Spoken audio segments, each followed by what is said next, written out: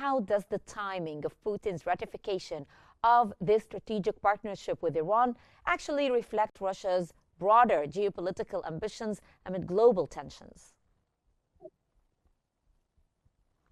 Of course, Russia is a global power, and we all are acquainted with this fact. And despite all the efforts to isolate Russia over the past few years by the United States and NATO country, at least until before the re-election of Donald Trump, all of these efforts have ultimately failed. And one of the key regions that Russia plays an important role in, a significant footprint in, is the Middle East. In the Middle East, Russia and Iran have enjoyed a rather strong relationship, having a lot of common interests, tackling a lot of common goals with one another, like in Syria, for example, or with regards even to the nuclear issue. Of course, it was never, they were never that close and cordial. However, the circumstances dictated that they upgrade their relationship to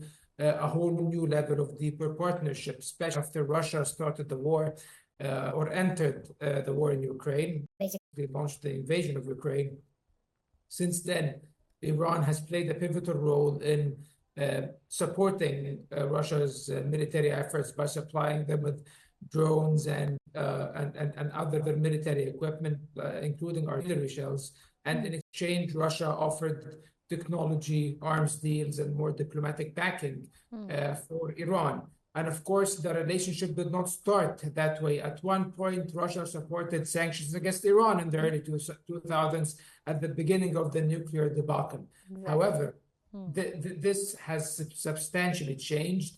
However, I would never call what's between Russia and Iran an alliance, because they have very strong and severe differences between them. For example, one example among many is the situation of Azerbaijan, for example, a close partner of Moscow, yet a foe of Iran.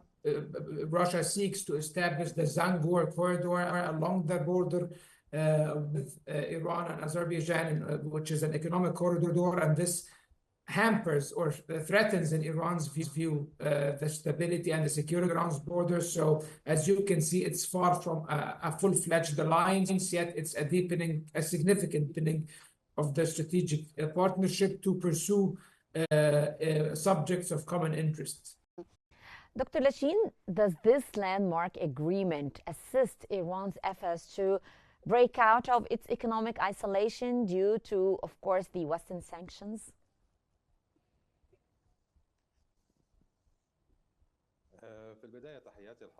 First, greetings to you and to the honorable guest.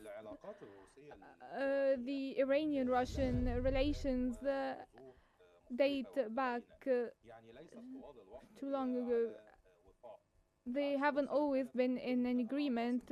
On the contrary, Russia was one of the elements that caused the pushing of the nuclear file, or obstacling the Iranian nuclear efforts. But what we can read now from this alliance is separated from the is not separated from the international circumstances. Iran is in deep need for recognition in the negotiation between Iran and the US. Russia was the best choice, the strategic choice for Iran in this historic phase. And consequently, Russia and China will be the two parties that Iran would resort to in the negotiation process. Iran is trying to have guarantees before the United States if they decide to get out of any agreement to take place in the future. And Russia announced that it could be the guarantor for such an agreement. The Iranian spokesperson Fatma Majirani was asked if the uranium could be transferred to Russia, for example. She said that any alliance with Russia stems from the idea of the Russian membership in the Security Council, in addition to the Russian role in the Iranian nuclear reactors. But the idea of transferring the uranium is a red line as to is a red line to Iran, and the uranium will not be exiting the Iranian borders. So the relations with Russia is a kind of cooperation, not full partnership, because they have common interests and common needs at the current stage, which is the only reason for this military alliance or the economic alliance. One more important point: the military alliance, according to the agreement signed into between Iran and Russia, guarantees that if a third party assaults any of these Russia or Iran, the other party will not be supporting the first. So it's not full military packing, but there are some indicators saying that there is a joint defense agreement, but this is not going to happen between Iran and Russia.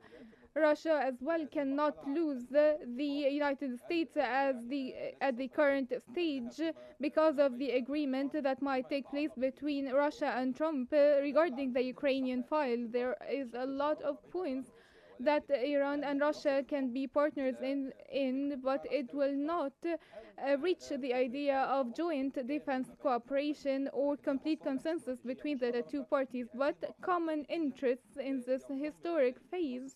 And China will join as a third party in this equation, as in the Eastern Bloc, but the Iranian-Russian relations are still taking turns in this stage. They are on good terms, but we cannot guarantee this phase forever.